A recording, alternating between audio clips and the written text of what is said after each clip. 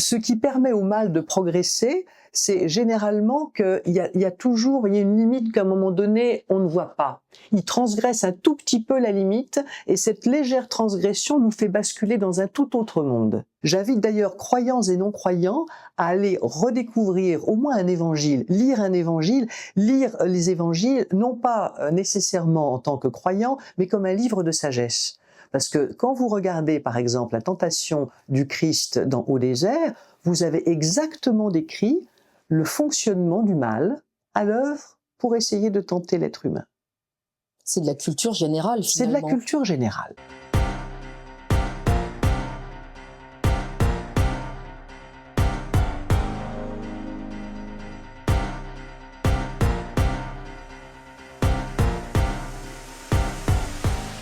Marion Saint-Michel. Bonjour Stéphanie. Je suis ravie de vous accueillir pour la deuxième fois, oui. 10 mois environ après notre première interview. Exactement, oui. Qui m'avait marqué. Moi aussi, ça a été la première longue interview et elle m'a porté chance, donc j'en garde un très beau souvenir. Un grand merci pour votre confiance à l'époque. Oui. Et après, on vous avez vu sur plein de médias indépendants et c'était vraiment plaisant et surtout important comme prisme à apporter par rapport à tout ce qu'on vit. On va dire ça comme ça. Vous êtes psychologue, clinicienne, vous exercez en cabinet libéral ? Oui, en effet. D'ailleurs, on est dans mon cabinet, là, pour une fois. Très joli cabinet, accueillant, chaleureux. Vous êtes jungienne et diplômée de Sciences Po. Oui, quel enchaînement. Oui, parce que la politique, tout est politique, finalement. Oui, bien sûr, bien sûr. Et notamment la psychanalyse et la psychothérapie sont éminemment politiques. Ça, c'est certain.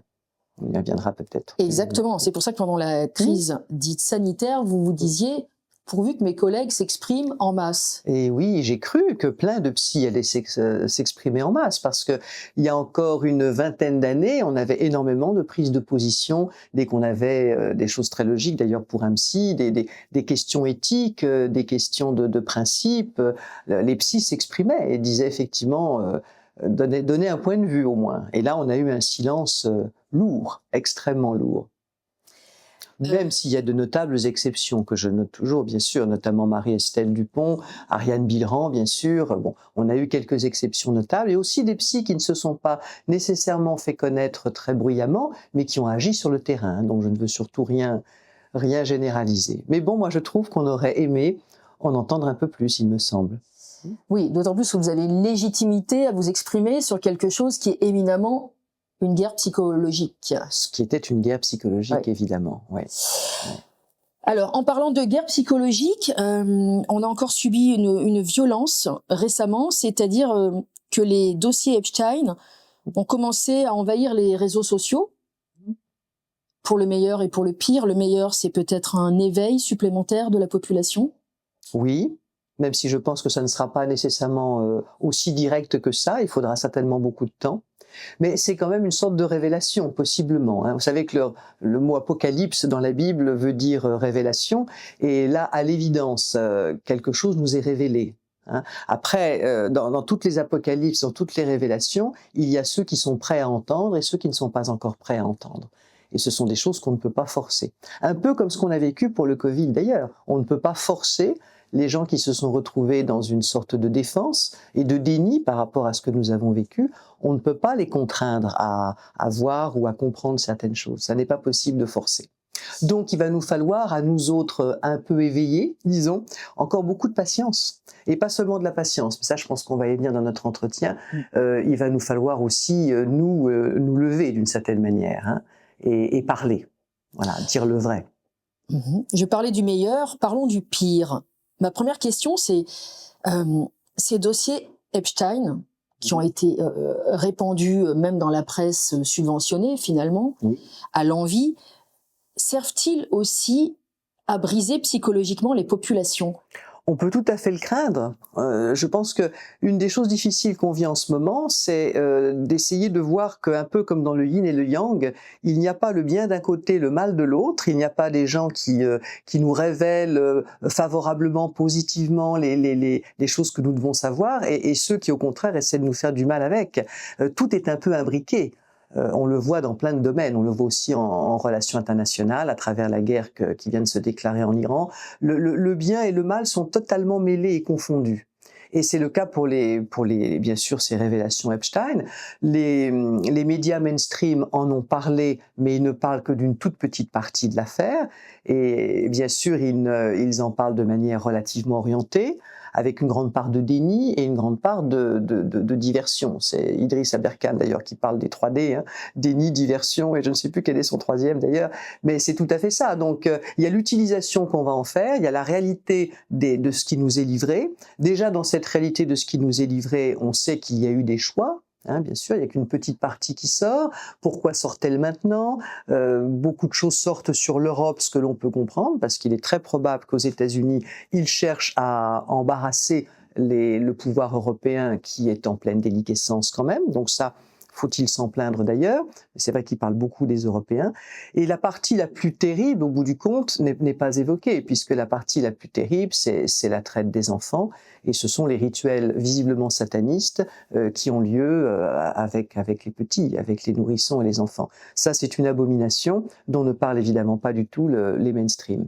Donc, ce qu'on peut, par rapport à votre question, Stéphanie, ce qu'on peut envisager effectivement, c'est qu'il y ait aussi un désir quelque part, peu importe où, mais qu'à un moment donné, dans cette divulgation de telles horreurs, il y ait aussi une intention, une fois de plus, de sidérer les populations à travers l'horreur de ce qui est révélé, et aussi quelque chose sur quoi il va nous falloir réfléchir de plus en plus, une sorte de contagion du mal, car je pense qu'à être au contact, notamment visuel, puisqu'il y a des vidéos dans ces documents, il y a des choses que certaines personnes ont été voir, et ce sont des abominations.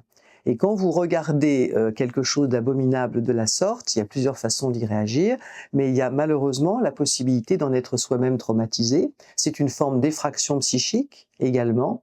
Et il ne faut pas oublier non plus qu'on joue sur des dimensions humaines comme le voyeurisme. Il y a dans tout être humain une certaine attirance quand même pour voir ce que ça peut être qu'une telle abomination. Il y a quelque chose, ne serait-ce que pour parfois même se tester soi-même, suis-je capable de voir, jusqu'où est-ce que je peux voir. Le problème, c'est qu'une fois que vous avez trop vu pour vous et que vous êtes traumatisé, il n'y a pas de retour en arrière. Vous pouvez en être marqué très profondément. Donc je milite personnellement, je profite de l'occasion de notre interview ce matin pour le dire, je ne recommande absolument pas aux personnes qui veulent préserver leur psyché et qui veulent peut-être pouvoir aussi lutter utilement contre cette présence du mal, je ne leur recommande pas du tout d'aller voir ces vidéos. C'est véritablement un risque. Oui, bien sûr, parce qu'il est question de torture, démembrement, castration jusqu'au bébé. Il serait question de cannibalisme, ça va extrêmement loin, toutes les transgressions possibles. Extrêmement loin. Voilà. Est-ce que ça peut même endommager le cerveau mécaniquement, physiquement? Alors mécaniquement, c'est pas tout à fait mécaniquement. En tout cas, pour des adultes, c'est pas nécessairement mécaniquement, mais ça peut être extrêmement traumatique quand même. Après, il y a aussi le fait d'avoir aperçu quelques images ou bien des gens qui vont regarder en continu, je ne sais pas, 10, 15 ou 20 vidéos. Il faut craindre ça. Il faut vraiment craindre cette délivrance, si j'ose dire, de ce matériel. C'est extrêmement dangereux et ça ne va pas être nécessairement manipulé par des gens bien intentionnés. Et là encore, on peut aller y voir dans de bonnes intentions au départ pour se dire, par exemple, je sais pas, je suis journaliste ou j'ai une émission, il faudrait peut-être que je me rende compte par moi-même. De grâce, non. C'est totalement inutile. Les mots suffisent. Les mots suffisent. Vous parlez justement de déplacement de la fenêtre d'Overton. On va rappeler aux auditeurs ce que c'est. Et on peut ainsi parler de banalisation du mal, cette fameuse expression de l'excellente Hannah Arendt. Oui, vous voulez en dire deux mots? Tout à fait. La fenêtre d'Overton, c'est ce que les personnes sont capables, ce qu'une population à un moment donné est capable d'admettre ou à quoi elle peut consentir ou ce qu'elle peut supporter. Et bien sûr, l'élargir ou la déplacer, c'est utiliser des éléments d'actualité pour déplacer, élargir, transformer ce que l'être humain peut supporter. Je crois qu'on y est là, parce que dans la possibilité de voir l'inadmissible en fait, l'insupportable et surtout le non-humain, hein, ça c'est quelque chose de diabolique cette présentation de ces choses-là. Enfin, ce qu'il y a le plus diabolique bien entendu, c'est de pouvoir les commettre. Hein, ça c'est ça avant tout. Le mal absolu, il est là, mais le mal est également dans le fait de les faire voir et de pouvoir donner à voir ces choses-là à des gens qui vont en être pollués plus ou moins gravement. Moi, je parle 10 secondes de moi parce que, en général, j'évite, mais on m'a raconté il y a quelques jours, à l'issue d'une émission, on discutait en off, etc., et on m'a raconté un petit élément d'une vidéo, voilà, en quelques secondes, on me l'a raconté. Eh bien, j'aurais préféré qu'on ne me le raconte à point. Voilà, j'aurais préféré ne pas le savoir. Ça hante? Non, c'est pas de l'ordre de la hantise, mais ça pollue gravement, en fait. Ça pollue gravement parce que c'est innommable.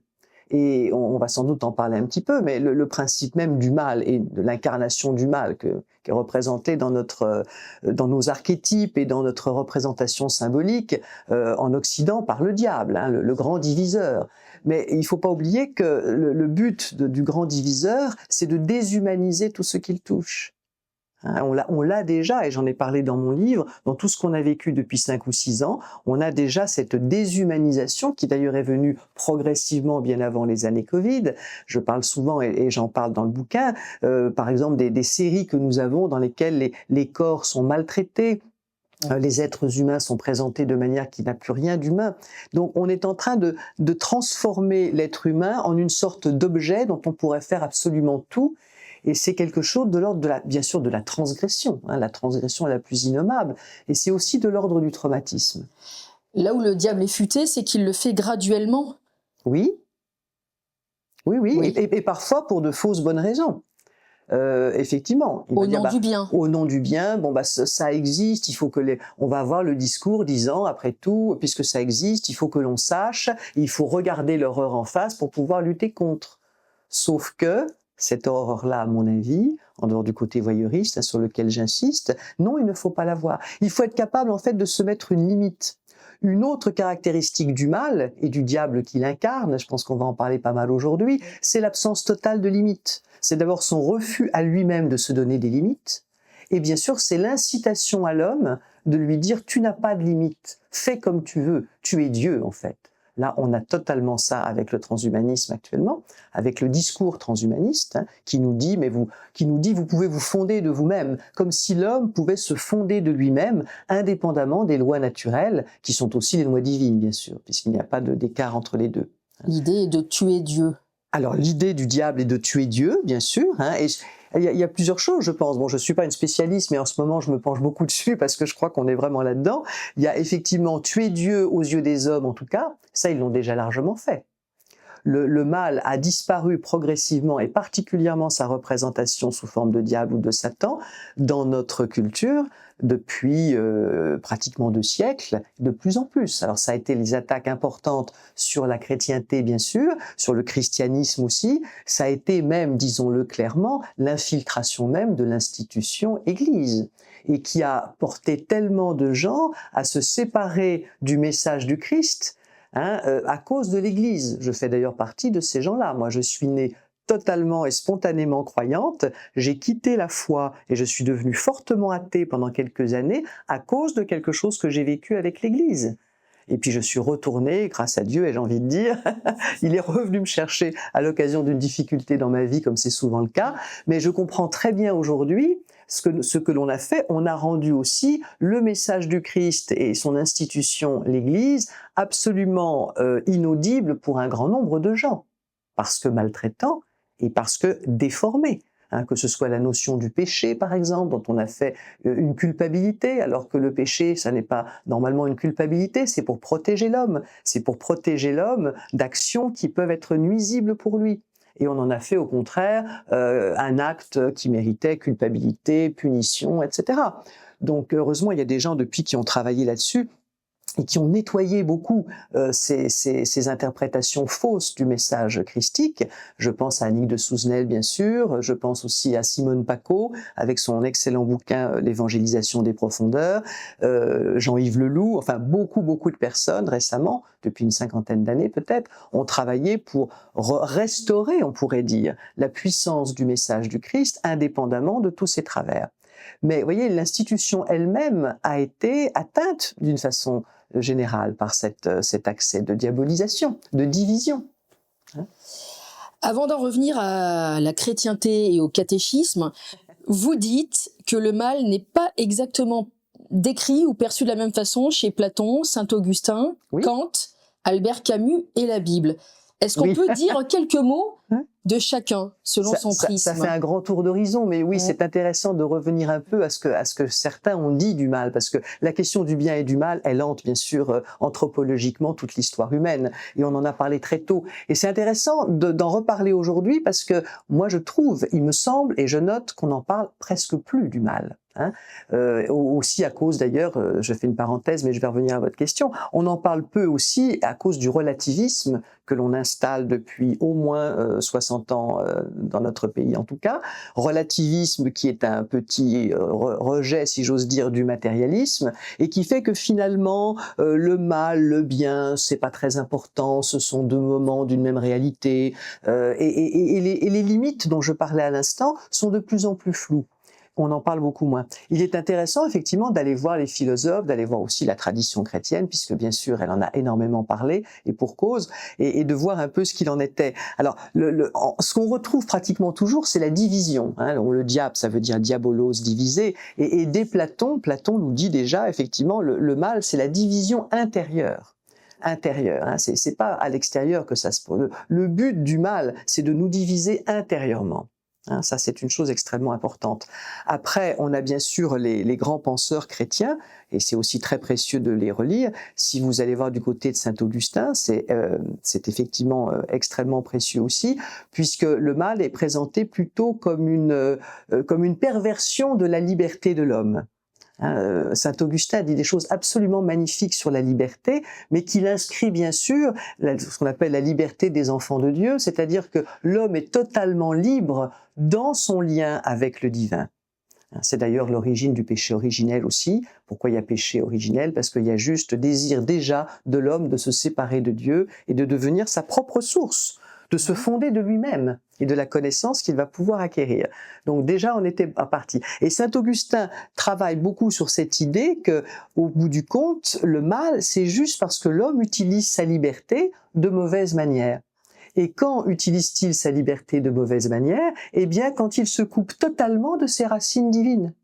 Et de vous à moi, quand on n'est pas croyant, je ne voudrais pas saturer les personnes qui nous écoutent et qui sont pas croyantes, je les comprends d'autant mieux que je suis passé par là, mais on n'est pas obligé d'avoir cette référence nécessairement à la croyance pour se dire qu'il existe par exemple un ordre naturel.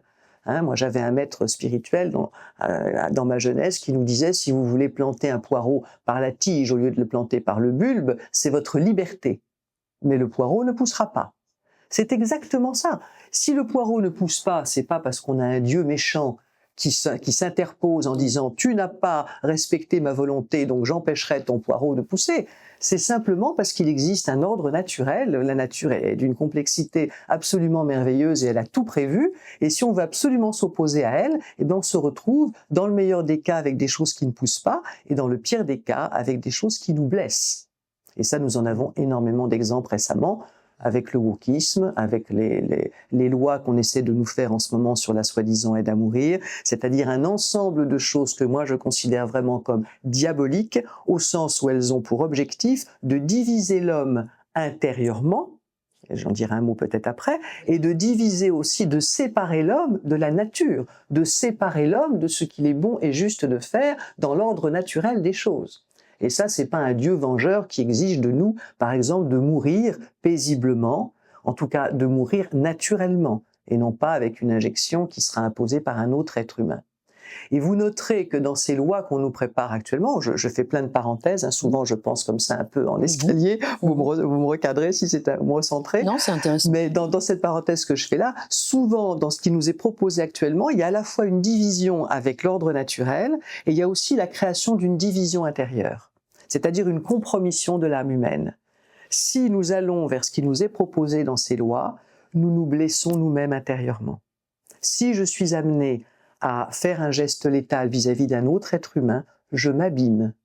Voilà pourquoi c'est un péché. Pas parce que Dieu a décidé que c'était un péché, parce que il suffit de le voir, et malheureusement, en tant que psychologue, on voit des cas comme ça. On voit par exemple des enfants qui ont été amenés à, si j'ose dire, favoriser, en tout cas aider leurs parents à partir plus vite, eh bien les traces qui s'en suivent sont extrêmement graves. Ils se sont malheureusement meurtris eux-mêmes.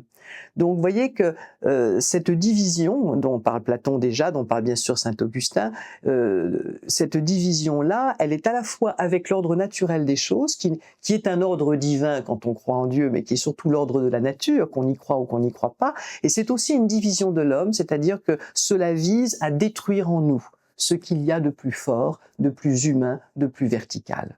Et ça, je voudrais vraiment que les gens le comprennent, que nos auditeurs, et plus largement que ça, que ce message soit relayé. C'est cette division, ce danger vraiment que court l'humanité à être divisée de la sorte par ces gens. Petite parenthèse, votre discours n'exclut pas le fait de permettre une... comment dirais-je, comme dans la loi Leonetti, qui toutefois, certains disent, était une boîte de Pandore ouverte ou un pied dans la porte, mais d'aider les gens quand vraiment les douleurs sont insupportables. Parce que peut-être que ceux qui nous écoutent vont dire, non mais attendez, il y a des cas exceptionnels où c'est infernal et on peut effectivement, avec une dose de morphine, etc. Bien sûr, mais c'est ce qui s'opère déjà. Voilà, ça s'opère déjà. Moi, j'ai accompagné des personnes qui ont vécu ça, dans mes proches comme dans ma patientèle. Effectivement, ça se faisait progressivement, mais la loi Leonetti, pour moi, n'était pas une boîte de Pandore parce qu'elle permettait ce geste humain aussi qui consiste à ne pas prolonger la douleur, mais avec une grande progressivité.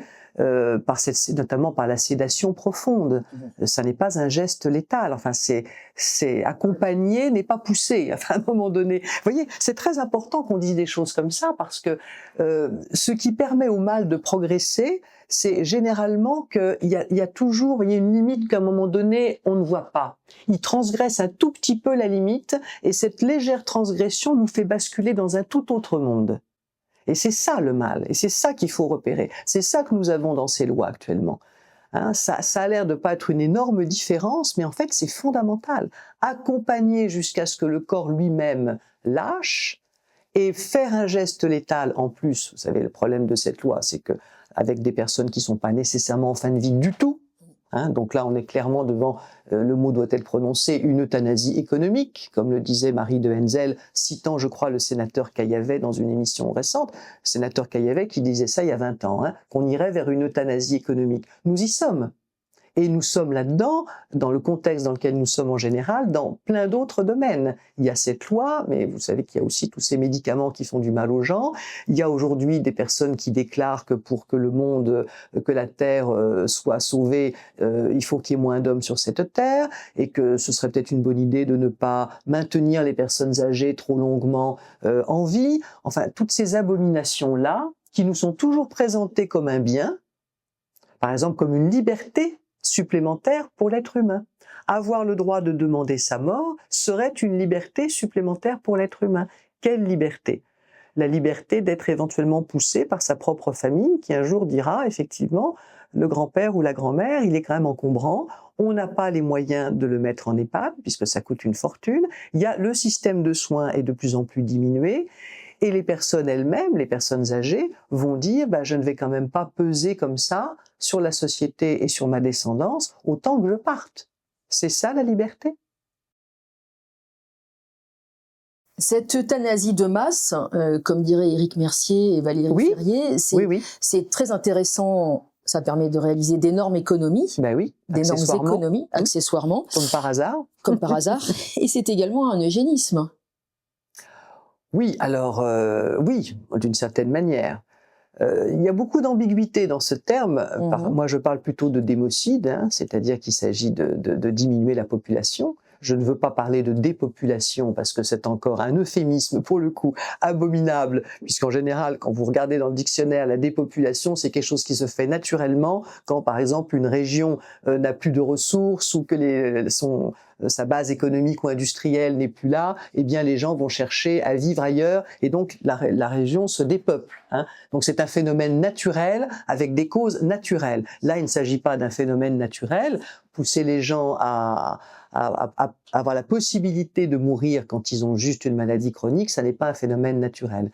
Donc l'ambiguïté du mot d'eugénisme, je relisais récemment Alexis Carrel, qui était un médecin et un grand eugéniste, c'est intéressant de voir ce qu'ils en pensaient à l'époque. Tout de même, quoi qu'on pense du principe même, qui moi me déplaît profondément, mais écoutons quand même ce que ces gens à l'époque disaient, leur but c'était d'améliorer la race. Bon, là, c'est pas parce que vous assassinez les personnes âgées que vous améliorez la race. Vous tuez simplement les personnes âgées. Et les plus fragiles, les handicapés? Oui, alors par contre, oui, quand vous avez la partie, effectivement, les personnes handicapées, les personnes malades, etc.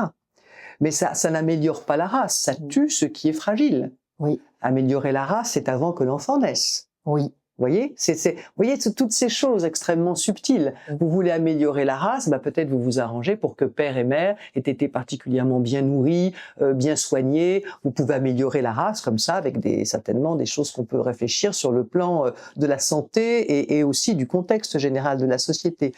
Mais là, vous n'améliorez pas la race, vous vous débarrassez des ratés de la nature, dans leur logique. Ou vous les empêchez de se reproduire, peut-être. Et où vous les empêchez de se reproduire. Vous voyez, toujours cette... où est-ce que je mets la limite? Où est-ce que je mets le curseur? En fait, oui, le diable, c'est à un micron près, on tombe dans quelque chose de machiavélique, diabolique ou non. Voilà, c'est le principe de la tentation, c'est ce qu'on appelle la tentation. Si vous relisez, là on est pour les personnes croyantes, je fais une petite aparté, on est en période de carême, j'invite d'ailleurs croyants et non-croyants à aller redécouvrir au moins un évangile, lire les évangiles, non pas nécessairement en tant que croyant, mais comme un livre de sagesse. Parce que quand vous regardez par exemple la tentation du Christ au désert, vous avez exactement décrit le fonctionnement du mal à l'œuvre pour essayer de tenter l'être humain. C'est de la culture générale, finalement. C'est de la culture générale. C'est un livre de sagesse. Mais tous ces livres religieux, quelle que soit la religion. Il y a d'autres livres de sagesse. D'ailleurs, on peut lire aussi d'autres choses intéressantes dans d'autres cultures. Au niveau du bouddhisme, il y a des choses passionnantes et tout ça. Mais il faut avoir lu les évangiles, en plus dans la période dans laquelle nous sommes, qui est un retour du mal. Alors, le mal n'a jamais disparu. Mais étant donné, si je peux faire cette parenthèse, parce que c'est une autre question, mais étant donné qu'on a dissimulé le bien, qu'on a dissimulé Dieu, qu'on a dit Dieu n'existe plus. Bon, c'est la grande phrase de Nietzsche, Dieu est mort. D'ailleurs, il ajoutait, je crois que c'est lui qui ajoutait rapidement derrière, si Dieu est mort, je peux faire absolument n'importe quoi. Bon, ça, effectivement, c'est une des premières conséquences, même si ça s'est pas instauré tout de suite. Si Dieu est mort, donc la source même du bien n'existe plus, et donc la source même du mal n'existe pas non plus. Et nous rentrons en plein relativisme. Tout se vaut. Tout se vaut. Et c'est pour ça, je pense que dans cette disparition, en tout cas au niveau sociétal, global, culturel, du divin et du sacré en général, nous avons aujourd'hui un retour du refoulé, avec ces fameux, on revient à cette affaire abominable d'Epstein, un retour du refoulé avec le niveau d'abomination du mal auquel nous ne sommes évidemment absolument pas préparés, puisque nous ne sommes plus non plus préparés au bien.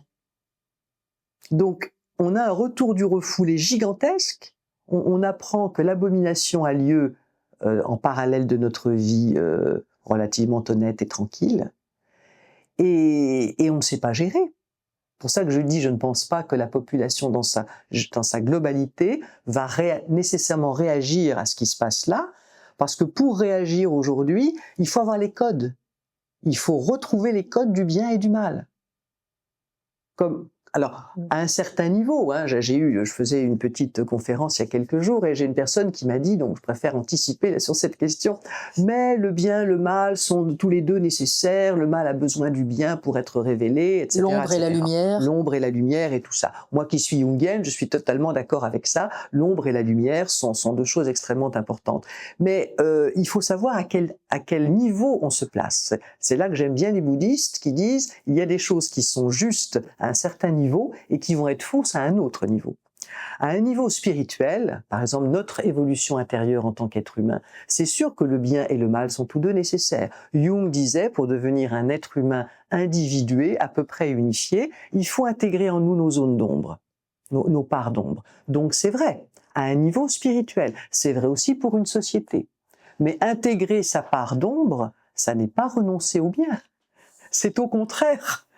Au contraire, intégrer l'ombre, c'est-à-dire la voir, la comprendre, la connaître, quelquefois lui faire une petite place, un peu, vous savez, comme les démons dans les temples bouddhistes. Hein, ils mettent des démons à l'entrée, donc le mal est utilisé. Le mal est utilisé, les démons sont utilisés pour que d'autres mâles ne rentrent pas à l'intérieur du temple. Ah. Donc on utilise le mal pour protéger du mal. Canaliser. Canaliser, mais tout à fait. Canaliser, transformer, comprendre dans une certaine mesure, mais le but ultime, bien sûr, c'est pas l'ombre, c'est la lumière. Et ce qui s'est passé dans le mode de fonctionnement, la culture générale de nos 50 dernières années, au moins depuis 68 en tout cas, c'est qu'on n'a pas dit ça. Et c'est là, vous voyez, le glissement de terrain. On a fini par dire le mal et le bien sont de valeurs relatives, qui sont presque aussi bien l'une que l'autre, enfin, qu'on peut tolérer. Et puis on l'a fait aussi avec le beau et le laid, hein, avec le vrai et le faux. Regardez, pendant les années Covid, là, le vrai, le faux, c'est égal. Hein, je ne sais plus qui disait, un mensonge 1000 fois répété devient une vérité. Ben non, vous voyez ça, par exemple, hein, c'est absolument faux. Un mensonge 1000 fois répété reste un mensonge, mais il peut être pris pour une vérité. Mais c'est totalement différent. Il va être pris pour une vérité par des personnes qui n'ont plus en eux et qui n'ont pas reçu dans leur éducation les codes pour repérer la vérité. Et si on leur raconte 10 000 fois quelque chose de faux, on pourrait penser au climat, on pourrait penser à tout ce qu'on nous raconte de faux, d'exagéré, de déplacé, etc. Bah, les enfants qui naissent avec ce narratif, comme on dit aujourd'hui. Narratif veut bien dire qu'il ne s'agit pas de vérité, il s'agit d'un récit. Un narratif, c'est un récit. Donc d'emblée, vous savez qu'il n'a aucune raison d'être vrai. C'est juste une histoire qu'on vous raconte. Les mots ont parfois encore un sens. Donc quelqu'un qui est élevé avec un certain type de narratif et qui n'entend rien d'autre et qui n'a rien lu, notamment chez les philosophes, la Bible, les livres de sagesse, etc., qui lui permettent de distinguer le vrai bien du vrai mal, eh ben c'est vrai qu'au bout d'un certain nombre d'années, le mensonge devient pour lui une vérité. Mais dans la réalité, c'est toujours un mensonge ou quelque chose de faux. C'est pas tout à fait pareil. Hein ? Oui, on peut en revenir au fait que le savoir est un pouvoir et que la fabrique du crétin permet d'enlever toutes les clés et les codes pour s'en sortir évidemment dans ce monde de confusion. C'est pour ça que là, on voit, et c'était un peu mon propos quand j'ai voulu écrire ce livre, c'était vraiment d'aider les personnes à repérer comment tout ça s'est construit de longue date à travers plein de politiques différentes, dont bien entendu la baisse de l'enseignement, la baisse de qualité de l'enseignement, mais plein d'autres choses également, l'atteinte faite à toutes les formes de sacré, hein, la désacralisation de tout.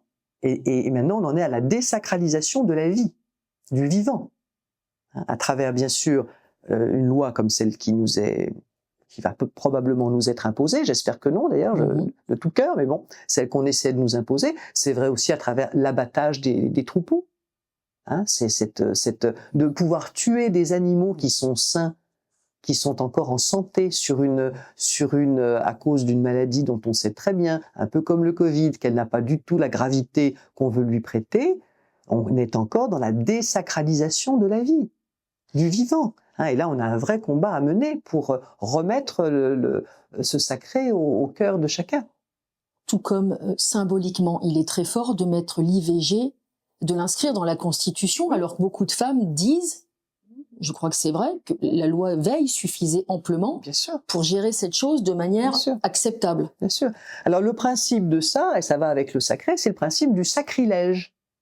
C'est un sacrilège quelque part de mettre une loi qui permet au départ, qui permettait, alors là on a peut-être sans doute ouvert une boîte de Pandore à l'époque, mais moi en tant que femme je le comprenais très bien. Bien sûr, ça évite les faiseuses d'anges et les femmes qui mourraient à cause des aiguilles à tricoter dans leur ventre. Évidemment. Et en tant que femme, on le conçoit aisément. Évidemment. Hein, on pense à nos mères, nos grands-mères qui ont vécu des choses vraiment très douloureuses. Donc, bien sûr, en tant qu'exception, hein, ça prouve un peu comme ce que vous disiez tout à l'heure sur les personnes qui souffrent terriblement en fin de vie et qu'on peut peut-être aider plus que d'autres. Donc la question est la question de l'exception, mais on sait bien qu'à chaque fois qu'il propose une exception, en tout cas à l'époque on ne le savait pas, maintenant on le sait, cette exception est vouée à devenir la règle. Et là nous sommes dans le sacrilège. Nous sommes dans la réduction du vivant, la désacralisation du vivant. On en fait une règle de vie et de société. Oui, normalement, le sacrilège, c'est la chose qu'on ne pouvait absolument pas faire, puisque le principe du sacré, c'est de ne pas pouvoir être abîmé. Et aujourd'hui, nous en arrivons à un point où je ne sais plus, parce que je crois qu'il n'y a pas, de choses ou de personnes ou de moments de la vie humaine qui puissent pas être totalement désacralisés et donc qui puissent pas faire l'objet d'un véritable sacrilège. Donc une transgression permanente. Nous sommes dans la transgression permanente. Et on rentre ça peu à peu, progressivement dans les cerveaux comme une nouvelle norme. C'est la normalisation du mal, finalement. Voilà. Et c'est là qu'on retrouve, j'ai pas fini tout à l'heure mon petit cheminement à travers les philosophes, etc. Mais on retrouve ce que je décris couramment à travers la perversion, c'est-à-dire l'inversion totale de la loi naturelle. L'inversion totale, je pèse mes mots, de la loi naturelle. L'histoire tout à l'heure de mon poireau qu'on plante par la tige, il ne poussera pas. Nous allons vers une stérilité, voire vers une disparition morale et physique de l'humanité si nous continuons ce chemin-là. Je pèse mes mots. Ce qui a amené plus largement l'acceptation des lois illégitimes. Nous sommes en plein dedans, nous sommes dans une distinction aussi qui devient absolument urgente et essentielle entre le légal et le légitime. Aujourd'hui, nous avons un tas de lois, et ça va continuer, puisqu'ils se servent de manière perverse de lois illégitimes pour ensuite coincer les citoyens qui peuvent rien faire puisque c'est la loi. Donc, nous avons un problème là, avec des lois qui ne sont plus légitimes et qui, en tant que telles, ne sont pas, comme les lois naturelles, ne sont pas respectables. Revenons-en à nos grands philosophes et grands auteurs. Le mal chez Kant et Albert Camus.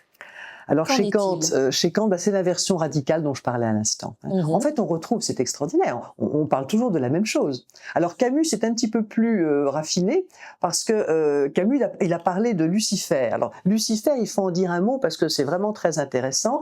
On pourrait dire que c'est le marketing du diable, Lucifer. C'est le diable super sympa. C'est le porteur de lumière. Donc effectivement, il éclaire souvent un certain nombre de choses. Ce qu'on vient de dire, par exemple, pour l'IVG, il apporte la lumière. Peut-être les femmes ne sont pas obligées de subir leur féminité jusqu'au point, etc. Et j'ai une solution pour ça. Voilà. Sauf que c'est vendeur, c'est très vendeur. C'est très vendeur. On a tout adhéré. Et encore aujourd'hui, on peut encore adhérer à ça, en tant qu'exception. Ce que démontre magnifiquement Camus dans L'homme révolté, c'est que le petit problème, c'est que cette action luciférienne, elle est à l'origine de toutes les idéologies destructrices.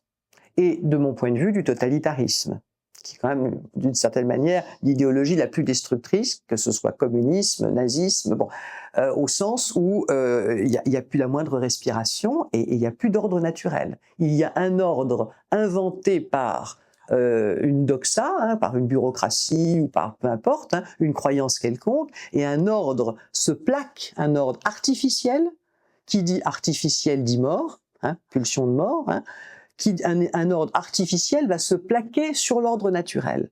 Et donc on va vers la mort avec le totalitarisme, ni plus ni moins que ça. Et ce que montrait Camus dans Le Révolté, que j'invite vraiment nos auditeurs à lire, parce que Camus avait vraiment une pensée extrêmement abouti, ça le tourmentait, mais c'était magnifique dans ce tourment. Il montre en fait, d'une certaine manière, on pourrait dire ce qu'on est en train d'évoquer, ça commence comme quelque chose de louable et ça se termine en désastre. Et c'est exactement ce que nous sommes en train de vivre. On nous propose des choses qui sont censées améliorer la liberté humaine et en fin de compte, au bout du processus, on a tout le contraire. Donc on a une inversion totale, on revient à notre fameuse inversion perverse, qui est ce que Kant disait, ce que Platon disait, qui est derrière de toute façon, c'est le but de toute perversion, c'est d'arriver à l'inversion totale.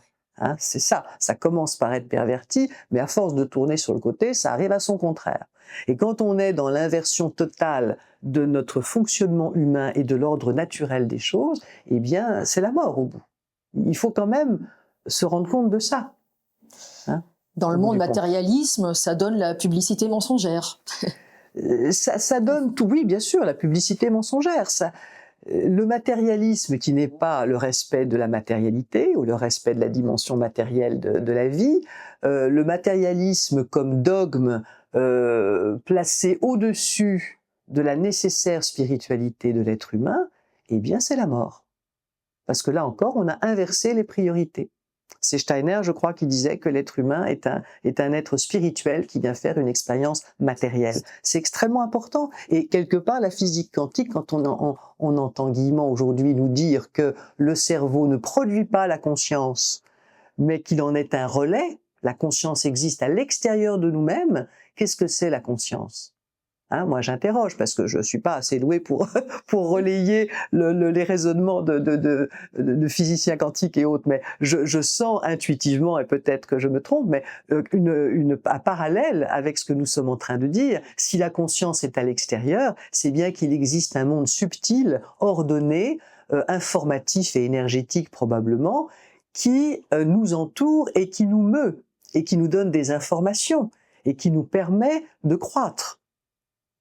Et si nous prenons les choses à l'envers, sans compter que sur un plan plus psychologique, pour en dire quand même aussi un mot de temps en temps, le matérialisme comme valeur dominante tue l'homme à petit feu dans son aspect moral. Pourquoi est-ce que tant de jeunes aujourd'hui, même s'il y a eu l'épisode Covid qui leur a fait beaucoup de mal, c'est vrai, mais le désespoir des jeunes, c'est que tout être jeune aspire à avoir du sens, aspire à trouver le sens de sa vie. Et le sens de sa vie, c'est pas de gagner de l'argent, et qu'à voir d'ailleurs ce qu'en font ceux qui gagnent beaucoup d'argent, pour se dire que ça ne doit pas être le bon sens. Le sens de sa vie, c'est l'aventure, c'est l'amour, c'est de défricher des zones inconnues, c'est le rapport avec les animaux, c'est l'aventure et l'amour.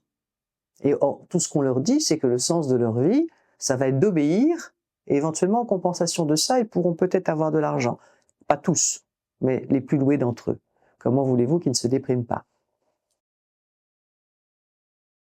Donc, si je vous écoute, vous diriez aux gens qui nous écoutent, lisez les textes sacrés, parce que on y apprend beaucoup de choses sur ce que l'on vit, ça nous donne beaucoup d'éclairage, notamment évidemment dans la Bible.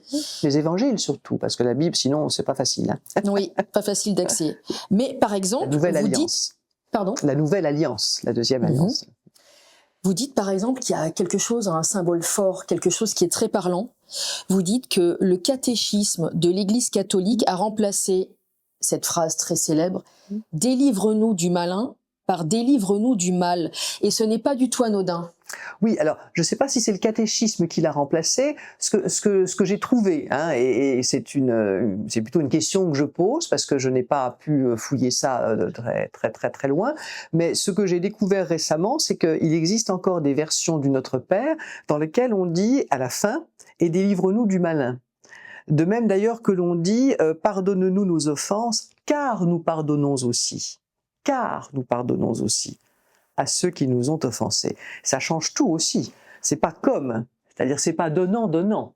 C'est parce que nous sommes capables de pardonner que nous serons pardonnés.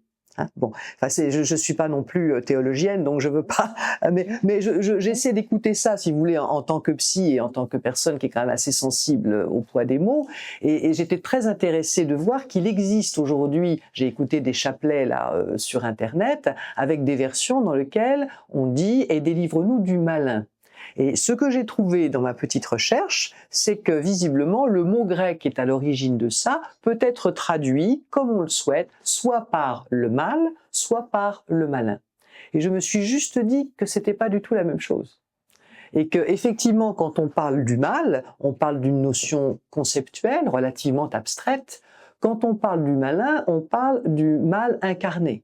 Une entité ? On parle d'une entité, on parle d'une réalité objective, éventuellement extérieure à nous, ou en tout cas aussi extérieure à nous. Peut-être pas seulement, ça peut être quand même le mal que je suis capable de faire moi-même, ou de ressentir, ou de penser à l'intérieur de moi, mais ça peut être aussi des entités négatives extérieures à moi-même, et ça, accessoirement, dans toutes les traditions quelles qu'elles soient, la croyance est, à mon avis, c'est même pas une croyance, la réalité de l'existence de réalités, d'entités négatives, d'entités qui cherchent à se nourrir, ce qu'on appelle le bas astral dans certaines traditions, notamment bouddhistes, cela existe. Mais si vous n'avez pas le mot qui le nomme, eh ben cela n'existe plus. C'est pour ça que je disais tout à l'heure, de même que nous nous sommes séparés de Dieu, avec cette extraordinaire phrase de Nietzsche, n'est-ce pas? Nous avons nié également l'existence du malin, donc du diable ou du Satan, enfin il y a plusieurs façons de le dire, et ce faisant, eh bien nous ne le voyons plus. D'où tout à l'heure ma remarque sur le retour du refoulé. Tout ça a été refoulé et malheureusement, ça, comme toujours quand quelque chose est refoulé, ça revient dans notre vie sous la forme de passage à l'acte, d'actes très concrets. Le diable est le meilleur ami de l'hypercapitalisme parce que il est le roi de la tentation. Là, on part sur autre chose, mais on peut interroger ça, oui. En fait, tout système qui ne respecte pas l'humain, à un moment ou à un autre, moi je pense qu'il n'y a pas de système idéal. Le diable est aussi l'ami du communisme, quand le communisme commence à massacrer des milliers de gens parce qu'ils sont pas fidèles à ce qu'il attend d'eux. Le mal est dans tous les excès, en fait. Et dans ce que Camus nous a magnifiquement décrit, au départ des idéologies qui sur le papier semblent vouloir faire le bien de l'homme, et puis finalement à un moment donné une dénaturation totale de ça, et là c'est le diable qui arrive. C'est comme un équilibre en fait, hein, aussi entre le bien et le mal. Le diable est dans les excès. Le diable est dans les excès et le diable est aussi dans les petites doses à peine repérables de perversité que nous avons décrites tout à l'heure. Oui. Pour résumer votre pensée, le système idéal pour l'épanouissement de Satan et de ses adeptes, c'est le totalitarisme, oui, avec la volonté d'être le seul centre de tout, le refus d'un ordre supérieur, évidemment surtout divin, bien sûr, l'orgueil radical, oui, ce qu'on appelle l'hubris finalement, oui, aujourd'hui on entend beaucoup ce mot, oui, et le désir de se substituer à l'ordre du bien par une inversion radicale, voilà, je dirais le bien devient le mal, l'inversion accusatoire aussi qu'on a beaucoup entendu ces dernières années. L'inversion accusatoire, c'est une méthode issue de l'inversion radicale, une méthode perverse d'ingénierie sociale, et qu'on emploie, enfin on en a encore un exemple avec ce qui s'est passé pour le jeune Quentin, le discours j'ai pas l'habitude de nommer des gens, mais là il faut le nommer, le discours de Jean-Luc Mélenchon est un exemple incroyable d'inversion accusatoire, hein, d'autant plus que je pense qu'il sait parfaitement ce qu'il fait. C'est un homme politique. Oui, ils sont pas tous tout le temps nécessairement complètement dans le mensonge et dans l'inversion des choses, pas nécessairement. Mais là, on y est. Là, on en a un bel exemple. Il faut bien reconnaître. On connaît bien tous l'expression « la ruse du diable ».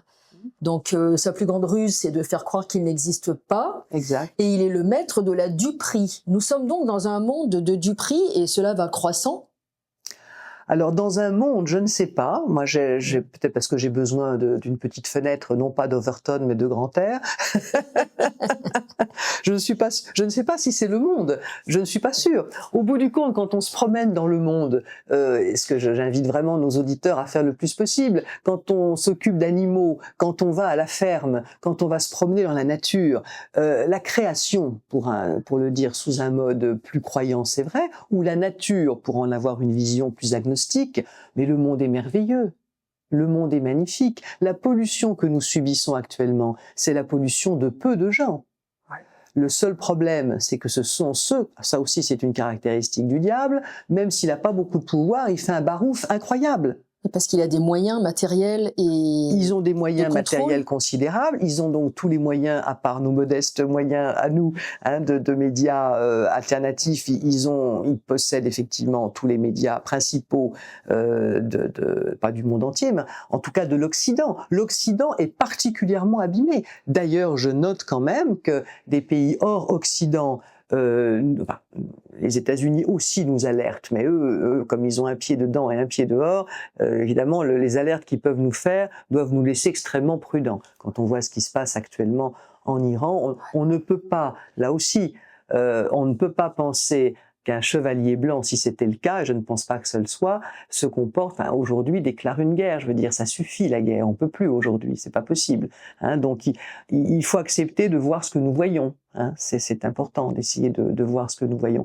Donc, à part, je dirais, ce système, une caste que l'affaire Epstein nous révèle tout à fait, c'est-à-dire pas seulement une caste politique, une caste de pouvoir. Il y a des hommes politiques, il y a des hommes d'affaires, il y a des banquiers, il y a des chanteurs, il y a des acteurs, il y a pratiquement une codification sociale d'un monde qui fonctionne comme une toile d'araignée diabolique et qui s'est emparé, qui essaie de s'emparer du reste du monde. Mais le reste du monde existe encore. Dieu soit loué. Et je suppose que même dans le reste du monde, je pense par exemple notamment aux Russes qui nous font énormément qui s'adressent à mon avis aux populations européennes. Dans les discours de Poutine qu'il m'arrive d'écouter, profitons-en, je ne pourrais plus le dire dans 6 mois, j'écoute les traductions et quand je l'écoute, bien sûr il peut y avoir une partie, il faut là encore, il y a rien de tout blanc, tout noir, une partie où c'est son intérêt aussi de parler aux populations européennes pour les attirer plus vers son mode de pensée. Néanmoins, le discours qu'il tient est un discours de l'ordre naturel des choses, que je n'entends plus en Europe, dans l'Union européenne, je veux dire par là. Donc voilà, je pense que le monde n'est pas totalement perverti, mais il y a un véritable combat actuellement. L'Occident est particulièrement perverti, notamment l'Union européenne, qui est en plus totalement, on le sait, malheureusement dans la concussion, la corruption, enfin tout ça c'est des modalités du mal, hein, qu'on le veuille ou non, donc on ne peut plus faire la moindre confiance à ce système-là. Mais Dieu soit loué, à l'extérieur de ça, nous avons encore plein de pays qui vivent, les 3/4 de l'humanité ont une forme de spiritualité, il ne faut pas oublier ça.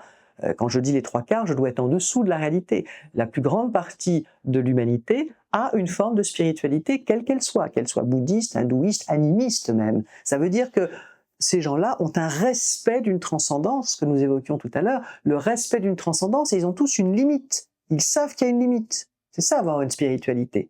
C'est connaître la limite. Hein, donc c'est quelque chose de très important. Donc voilà, nous sommes particulièrement pervertis par ces fonctionnements-là, mais le monde existe toujours, l'intelligence divine existe toujours, la vertu personnelle des gens existe toujours. Dès que vous allez en France, actuellement je me déplace beaucoup, mais les gens sont sains. Les gens ont plaisir à se retrouver ensemble, ils cherchent à avoir de belles valeurs, à développer l'amour, à développer la solidarité. La santé est toujours majoritaire, ouais. Mais c'est le mal qui fait le plus de bruit. Justement, quelle que soit sa religion, hein, cette interview, cet entretien, pour parler en français, s'adresse à tous les auditeurs, quelle que soit leur confession. Ils sont évidemment les bienvenus puisque nous parlons de spiritualité et donc ça s'adresse à tous. Vous êtes plutôt chrétienne, on est en France un pays évidemment aux racines chrétiennes et on observe effectivement, on a récemment dit, depuis longtemps, on dit que les églises se sont vidées et que finalement tout est mis en place pour anéantir la chrétienté qui, même si elle a été effectivement dénaturée, infiltrée, etc., avait quand même de belles valeurs, une religion d'amour. Ça, on peut quand même vouloir le christianisme, du coup, peut-être. Le christianisme, exactement. Ça, mais la chrétienté aussi, on a tout fait pour. Mais là, en termes effectivement de religion, c'est plutôt. Et donc, c'est à dessein. On peut suggérer que c'est à dessein, puisque ça contrecarre des projets mondialistes de cette caste apatride. Oui. Bien sûr. Bien sûr. C'est à dessein, effectivement. C'est à dessein. Ça a été mis en place. Là, il faut lire le travail extraordinaire de Pierre Hillard, mais il y a encore d'autres personnes, Alain Pascal aussi, et on voit bien que ça a été l'objet, de toute façon, le mal a toujours été à l'œuvre, donc on l'a retrouvé dans les certaines sociétés secrètes, peut-être pas toutes, je ne m'y connais pas assez, donc je fais attention à mon propos, mais bien sûr des sociétés secrètes qui voulaient aussi abîmer le message du Christ et abîmer tout message aimant d'une manière générale, et établir quelque chose d'autre à la place, et nous sommes un peu dans l'aboutissement de ce quelque chose d'autre. Donc c'est là qu'on voit qu'il y a un long travail, de longue haleine, depuis au moins 2 siècles. Hein. Avant, il y avait déjà, de toute façon, le mal a toujours existé. Hein. De ce point de vue-là, il y a rien de nouveau. Après, les circonstances lui sont plus ou moins favorables. On ne pourra jamais totalement s'en débarrasser. Non, je crois que c'est pas... En fait, c'est là qu'on retrouve à un niveau spirituel l'importance du mal, parce que si le mal n'existait pas, je ne pourrais pas choisir le bien. J'ai cité dans un article que j'ai fait récemment un prêtre que j'ai entendu parler de cet engouement nouveau quand même, c'est un certain renouveau des demandes de baptême. C'est ce que j'allais dire, le nombre de conversions est en pleine croissance. Oui. Bon, ça reste assez modeste par rapport à ce que la France a connu il y a 1 ou 2 siècles, mais il y a quand même un véritable renouveau. Et ce que disait ce prêtre, en fait, il citait ce que beaucoup de ces nouveaux paroissiens lui disent, et ça c'est extrêmement intéressant. Beaucoup de ces nouveaux qui demandent le baptême lui disent qu'ils ne croyaient pas en Dieu, mais qu'ayant rencontré le diable, ou le mal, et souvent ils nomment le diable, ce qui est intéressant, et bien maintenant ils espèrent que Dieu existe et ils se rallient à cette... en tout cas, ils cherchent, ils sont en recherche, ils lisent les textes, ils lisent les évangiles et ils reviennent à Dieu parce qu'ils ont rencontré le diable. C'est-à-dire que d'une certaine manière, on revient sur ce qu'on disait tout à l'heure, le mal révèle le bien. De ce point de vue-là. Je voudrais en revenir à cette sombre affaire Epstein, donc où notamment des crimes nombreux ont été réalisés sur l'île paradisiaque de Little St. James. Oui, paradisiaque sans doute, oui. Ah oui, visuellement elle est paradisiaque, ah bon, oui. mais on y a vécu certainement l'enfer oui, sur Terre. Le démoniaque, oui. Voilà, elle est d'ailleurs, ironie de l'histoire, située dans les îles Vierges des États-Unis d'Amérique, au large de Porto Rico. Donc dans la région des Caraïbes, et l'idée, vous dites, c'est d'atteindre la dimension la plus sacrée de l'être humain, qui est l'enfance. L'atteinte à l'enfance, ben oui. Dans les, là encore, je ne suis pas une spécialiste, mais je commence à creuser un peu le sujet. Il est dit d'ailleurs dans la Bible, ce que vous ferez aux petits-enfants, c'est à moi que vous le ferez. Mais évidemment, l'idée, c'était tout le bien que vous ferez aux petits-enfants, c'est comme si vous le faisiez à moi. Et on peut imaginer que pour le bien absolu, atteindre l'innocence, c'est ce qu'il y a de plus terrible. Donc la plus grande offense qu'on puisse faire à Dieu, de ce point de vue-là, c'est d'abîmer l'innocence de l'enfance. Mais c'est pas seulement la plus grande atteinte qu'on puisse faire à Dieu, c'est la plus grande atteinte qu'on puisse faire à l'être humain. Et comme je le disais tout à l'heure, même au cœur et à la psyché de l'être humain. Pourquoi c'est pas possible de regarder ces vidéos? Parce qu'il n'y a rien de plus destructeur, finalement. Ces gens se sont abîmés eux-mêmes, on dit que corrompu, ça veut dire abîmé. Oui, bien sûr. Ah bah, là, si on veut parler de jugement dernier et tout ça, c'est pas à moi d'en parler, je ne sais pas ce qu'ils deviendront, mais si les enfers existent, ils y vont tout droit. Je vois pas comment, si eux n'y vont pas, qui y échapperait. D'ailleurs, il y a des observateurs qui indiquent que leur manie du transhumanisme, leur obsession pour mélanger, pour chimériser l'homme et la machine, viendrait d'un renoncement conscient, d'une décision de renoncer à leur âme. Et qu'en devenant machine, c'est pour te dire, on est quand même dans le délire le plus total. Hein. C'est une psychopathie ? Je ne pense pas. Je pense que ça dépasse de beaucoup, en tout cas ce dont nous sommes en train de parler en cet instant, dépasse de beaucoup la psychopathologie. Hein. Nous sommes vraiment dans autre chose, de même que la perversion n'est pas une pathologie non plus psychique au sens propre, mais un dévoiement du comportement. C'est-à-dire l'intérêt de dire ça, c'est deux choses. C'est de dire, il n'y a pas de guérison humaine. Il peut peut-être y avoir une conversion par les forces du bien, mais il n'y a pas de guérison humaine devant la perversion de ce niveau-là. C'est pas la peine d'essayer de les soigner. C'est pour ça que je dis que ça n'est pas une maladie. Et la deuxième chose, c'est que ça veut dire qu'on est sur un autre plan. Un plan subtil que nous évoquions tout à l'heure et qui, de ce point de vue-là, nous échappe. C'est pour ça que je ne saurais pas dire ce que deviendront ces gens. Ont-ils perdu leur âme? Peut-elle leur être redonnée? Certainement, j'en sais rien. Ça me dépasse totalement. C'est ce que en tant que psy et en tant qu'être humain. Et en tant que croyante aussi, puisque étant moi-même créature, je ne sais pas du tout ce qu'en pensera le Créateur. Vous dites aussi quelque chose de très intéressant. Vous dites ces gens qui donc commettent les crimes, donc le mal absolu, ces crimes indicibles, ils ont peur du karma. Donc, pour quelles raisons? À la fois, ils annoncent ce qu'ils vont faire parce que d'une part, ils jouissent de l'annoncer face à des populations ignorantes ou qui ne perçoivent pas le double message. Oui. Et ils ont aussi besoin d'échapper au karma, en quelque sorte, en obtenant par extorsion le consentement des populations, qui ne disent rien ou qui ne se révoltent pas. Donc on dit qu'ils ne disent mot consent. Apparemment, c'est ça. C'est quelque chose qu'apparemment certains connaissent bien et que moi j'ai découvert récemment. Mais visiblement, il y a cette pensée qui d'ailleurs existe peut-être dans les plans subtils chez les bouddhistes ou autres, je ne connaissais pas spécialement ça, qu'effectivement à partir du moment où vous avez annoncé d'une manière ou d'une autre à quelqu'un ce que vous alliez faire, eh bien c'est comme si vous aviez son consentement. On est donc par définition dans un consentement totalement non éclairé, on est dans une ruse, puisque quand vous entendez ce que l'autre vous dit, vous n'avez aucune idée du fait que c'est ce qu'on va vous faire et vous n'y consentez pas nécessairement. Mais dans leur logique, effectivement, le fait d'avoir annoncé, je pense à la phrase du président, la bête de l'événement arrive, ou des choses de ce genre. Nous sommes en guerre.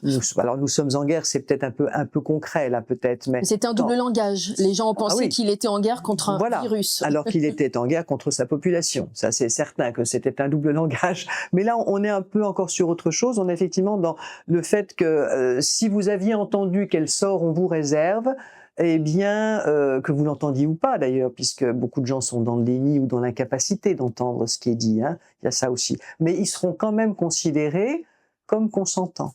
Et c'est là qu'on se retrouve devant cette question terriblement compliquée de l'ignorance, que pour le coup les bouddhistes traitent très bien. C'est que nous avons tous pu être ignorants. Moi, avant la crise Covid, je le dis régulièrement, j'étais ignorante de beaucoup de choses sur ce que, voilà, nous révélons, nous travaillons et nous réfléchissons ensemble depuis. Mais pire que l'ignorance, il y a le refus de savoir. C'est-à-dire, finalement, une ignorance consentie. Une ignorance où je me dis bien que si j'ouvrais la porte ou si j'ouvrais le bon média alternatif ou le bon bouquin, j'en saurais peut-être un peu plus sur cette question qui me paraît bizarre, mais où je ne vais pas y aller parce que je sens que c'est inconfortable. C'est l'ignorance volontairement entretenue. C'est l'ignorance acceptée, choisie d'une certaine manière, même si c'est par déni. Puisque dans le déni, il y a une part il y a un accès possible à la vérité, mais qui, par mode de défense, est tout de suite rejeté. Et c'est donc en train de nous dire, cette affaire-là, que les gens qui se complaisent dans l'ignorance sont en train, le mot que j'allais dire est très trop fort, j'allais dire de perdre leur âme, et c'est trop fort, mais sont menacés. Sont menacés. Dans leur Peut-être qu'on va existence, s'arrêter là. Sont menacés. D'une manière ou d'une autre. D'une manière ou d'une autre. On va les considérer, ces gens-là, et ce mal-là, va les considérer comme consentants, parce qu'ils n'auront pas dit non. Ils sont vulnérables. Ils sont proies. Ce sont déjà des proies, parce qu'ils n'ont pas dit non. Et cela veut dire aussi qu'un non-consentement intérieur a un effet. Ça veut dire que quand on se sent impuissant, souvent, hein, les gens qui ont compris les choses, etc., mais on se dit, mais qu'est-ce que je peux faire? Comment je peux faire? Bon, il y a plein de choses à faire, j'en parle régulièrement dans d'autres émissions, mais il faut savoir aussi que le fait de ne pas consentir, de dire ça, jamais, ça a un effet. Je ne consens pas au niveau subtil, puisque nous sommes en train de dire que le niveau subtil, et c'est à un niveau subtil qu'ils essaient de nous tromper. À un niveau subtil, vous n'avez pas compris ce qu'on va faire de vous, mais vous dites, bon, bah, je sais pas, mais je suis pas contre. À un niveau subtil, vous avez donné votre consentement. À un même niveau subtil, vous dites, je comprends ce qu'ils veulent faire et je n'en veux pas, je ne consens pas. Votre consentement envoie cette information au niveau subtil. Donc, ça a un effet. Nous sommes des colibris spirituels? Oui, nous sommes des colibris spirituels. Un peu plus que des colibris, là. Parce que le colibri, il est petit parce qu'il est matériellement petit. Il va pas pouvoir déplacer beaucoup d'eau de toute façon. La puissance de notre non, hein, la Bible nous dit d'ailleurs que ton oui soit oui et que ton non soit non. Voilà la vraie distinction entre le bien et le mal. J'entends dire actuellement, et ça me met en joie, il faut bien trouver de la joie même dans des choses qui sont malodorantes quelquefois, j'entends quand même certains médecins dire, en ce qui concerne cette loi, je ne l'appliquerai pas, jamais. Donc, devrais-je arrêter mon métier de médecin? Je ne sais pas, ils n'ont pas... Vous voyez, là aussi, où la puissance du juste, la puissance de la vérité, la puissance du bien, c'est d'être capable de prendre une position sans savoir du coup comment vous allez vous en sortir. C'est pas le plus important. À la limite, vous mourrez sur place. C'est le principe du héros. Le héros, il dit non. Bah, peut-être que ça va me coûter la vie, mais c'est non. Ou bien au contraire, c'est oui. Peut-être que ça va aussi me coûter la vie. Hein, c'est bon, mais c'est oui. Et cette position est une position de protection psychologique et spirituelle incroyable. Ça pourrait être de l'ordre de sauver son âme, si je peux me permettre d'employer des mots très forts qui ne sont pas normalement de mon niveau. Hein. Je le dis avec beaucoup d'humilité, mais on serait un petit peu dans ce registre-là. Je peux peut-être sauver mon âme rien qu'en disant que mon oui soit oui et que mon non soit non. Et ça, c'est extrêmement puissant. Extrêmement puissant. Vous voyez ? Comme les SOS qui veulent dire « Save our souls », sauver nos âmes. Je ne connaissais pas ça. Et si, pour les anglo-saxons. C'est beau, hein ? Magnifique, ouais, très très beau. Je voulais faire un détour par les techniques de manipulation que vous connaissez très bien. On parlait du double langage. J'ai découvert récemment que nudge, ça veut dire coup de coude. Coup de coude, comme ça. Un coup de coude, comme ça. Ah, je savais pas. D'accord, possiblement. Et ce sont des techniques que vous avez étudiées. Oui. Vous voulez en dire 2 mots parce que beaucoup de gens s'y intéressent et ce serait peut-être un oui, c'est un Petit. petit peu long, ou alors juste parler du nudge. On reste, on revient un peu dans la matière première là, mais pourquoi pas dans le nudge. En fait, c'est au départ une stratégie de marketing, et finalement, comme on parlait de ruse du diable, c'est comment utiliser un mensonge pour convaincre les autres personnes qu'ils sont dans le tort, qu'ils sont dans l'erreur. On a un exemple de nudge magnifique pendant le Covid avec Véran. Cet exemple, c'est quand il a déclaré que seuls 6% des Français n'étaient pas vaccinés. Et que bien sûr, il rajoutait, ce sont des antisémites, des gens d'extrême droite, des gens qui n'ont pas d'éducation, qui n'ont pas fait d'études, des tarés, des sous-citoyens, comme disait le président. Nous savons aujourd'hui qu'il y a probablement plus de 20% des Français qui n'ont pas fait cette injection. Ils le savaient certainement totalement. Mais quand vous dites haut et fort et que vous êtes censé avoir une autorité, vous êtes censé être la voix de, non pas de la vérité, mais disons de la responsabilité, et que vous déclarez une chose comme ça, un certain nombre de gens qui n'ont pas encore fait cette injection peuvent se dire « je dois vraiment être le dernier des imbéciles parce que finalement tous les Français l'ont fait ». Donc voilà, et c'est faux. C'est le principe aussi des faux que nous avons régulièrement, notamment avant les élections, des faux, zut, le mot m'échappe, des faux, des tests quand on teste la population. Les faux tests? Non, sondage. Sondage. Exactement, ou les sondages payés, on va dire. Des sondages qui sont orientés, qui sont payés pour vous dire que d'un seul coup, tel candidat, on n'en citera pas, mais tel candidat apparaît comme un choix privilégié par les Français, et que c'est totalement faux. C'est juste pour influencer l'opinion publique dans un sens ou dans un autre. Finalement, vous qui êtes intéressé vraiment par tout ce qui est spirituel, ce qui nous sauve tous, ce qui pourra nous sauver, c'est l'espérance. Oui. Alors, il y a beaucoup de choses, je pense, qui peuvent nous sauver. Bien sûr, l'espérance, parce que c'est vraiment la lumière, finalement. Bernanos disait que l'espérance, c'est ce qui arrive quand on n'a plus d'espoir.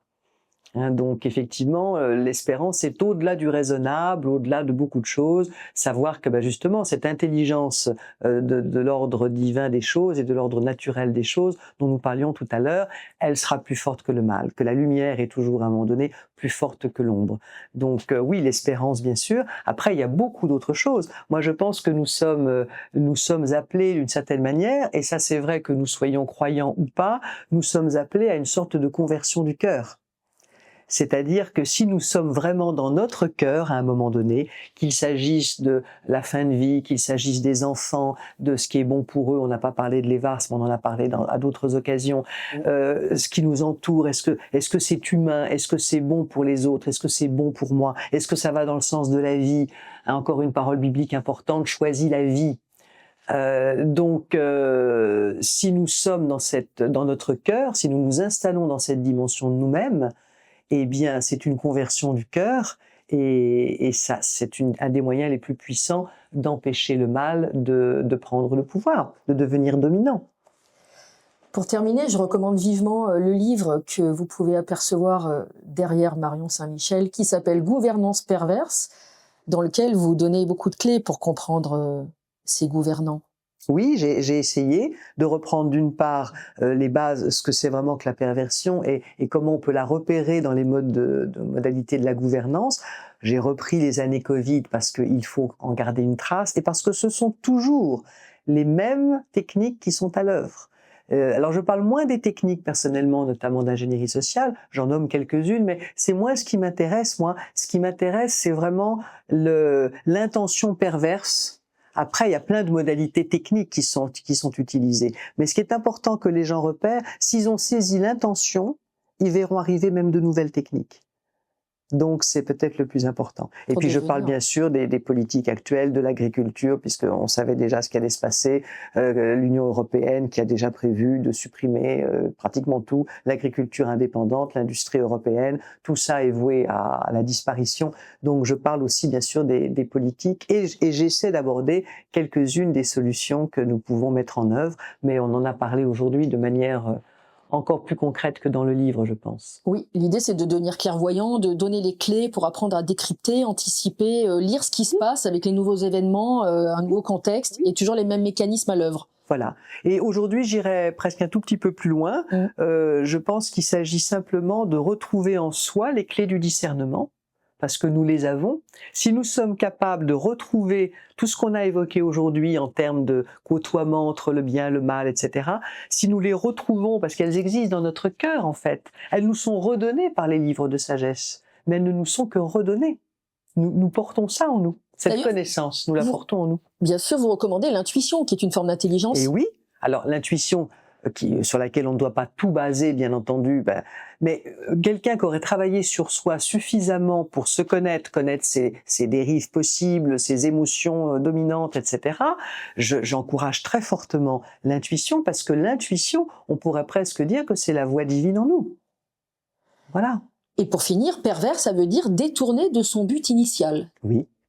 Ça, vous me l'aviez appris, et c'est important de comprendre. Oui, détourner de son but initial. Donc, d'une certaine manière, pour que la perversion tombe et qu'elle n'ait plus aucun effet sur les êtres humains, il suffirait, si j'ose dire, qu'il se recentre, comme on dit dans certaines techniques de yoga ou autres, que chacun soit recentré dans son cœur sur ce qui est juste et ce qui n'est pas juste, ce qui lui paraît bien, ce qui ne lui paraît pas bien, et qu'il refuse absolument d'en démordre.